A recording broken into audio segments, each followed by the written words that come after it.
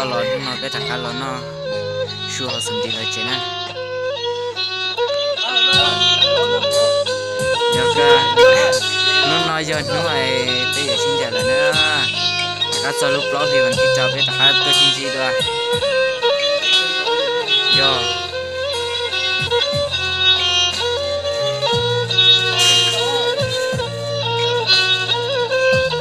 sừng đi chỉ ta nhẹ lên chỉ thô kia chị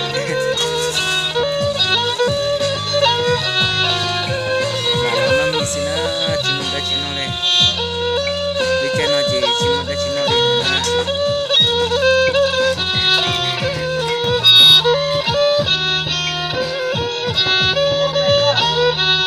chúng ta nói giờ xử lý chúng ta nói bây giờ nè chúng ta cho xem ở tôi nói cho xong để nó có sữa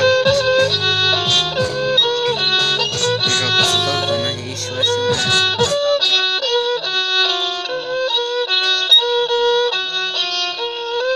vậy là tránh câu tuổi à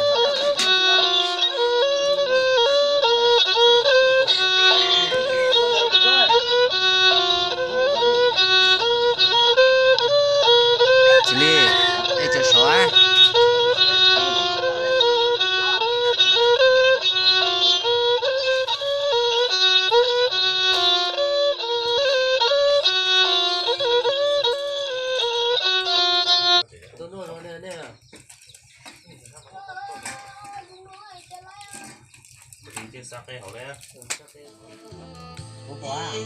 percaya lu semua dua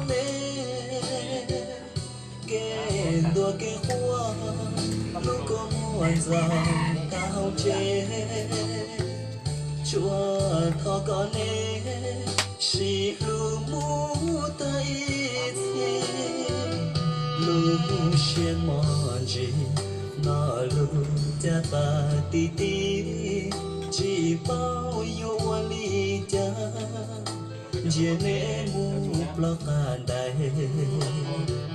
chỉ sao mua hay tiếc cũ nó giờ lên giờ có tu chỉ không sao cũ nó kia tiếc cũ giờ có nụ bao xưa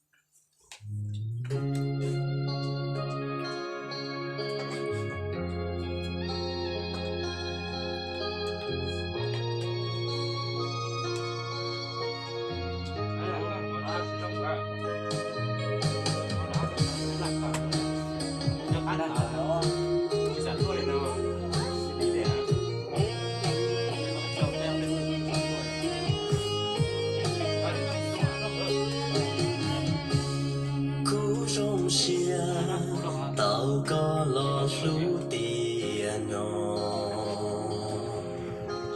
dù dù có chỉ muốn nu cho chỉ bu có lu qua mua lo dù lu có mu ta tiền nó trong chia tao có lo của tôi dù có chỉ muốn nuôi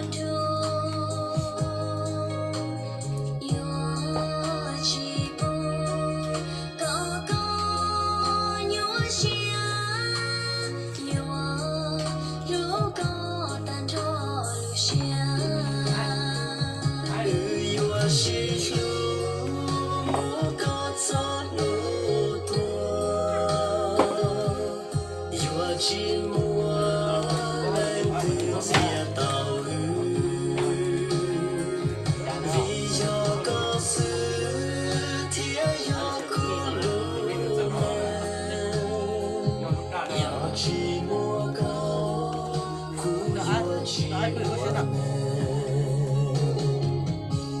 古榕下，到高了要苦里。如果已冷漠一起，若只土木里，若着在高，若如果木大电脑。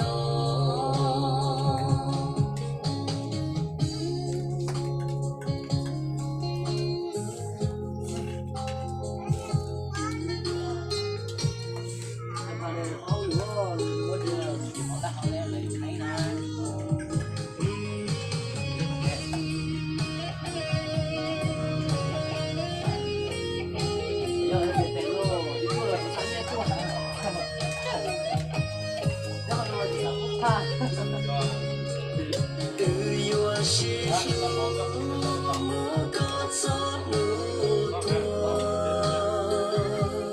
yêu chỉ mưa lên từ chia tàu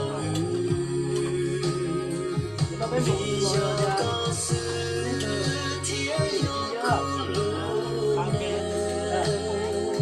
yêu chỉ mưa có cú yêu chỉ hoa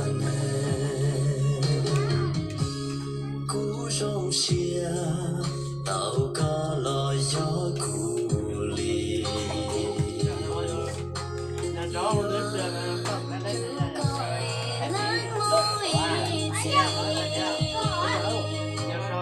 yêu chỉ thu lì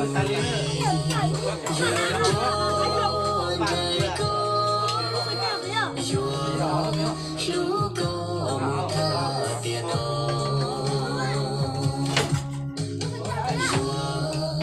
如果木他电脑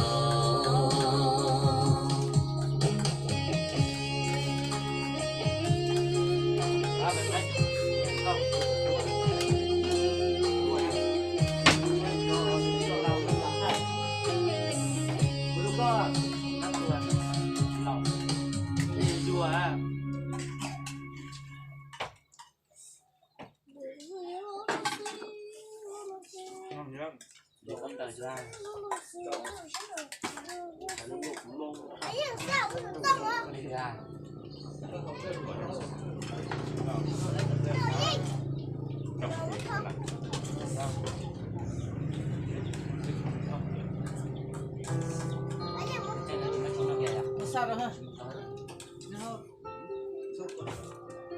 Không có cái con gì cơ.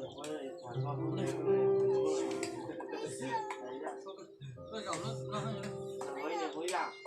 Bây giờ ra này nó cũng mới nó to rồi. Nhiều mũi da này. Đây đi. Mũi da. Ấy rồi đấy. Nhà ở thủ công này. Da đấy.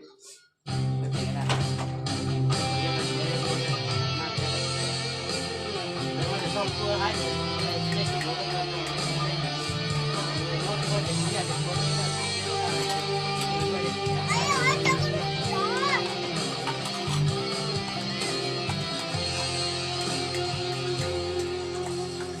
những bao sông tiền chỉ tu có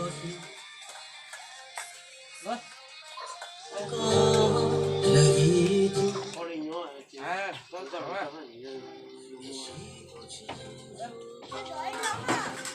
Hãy subscribe cho kênh Ghiền Mì Gõ để không bỏ lỡ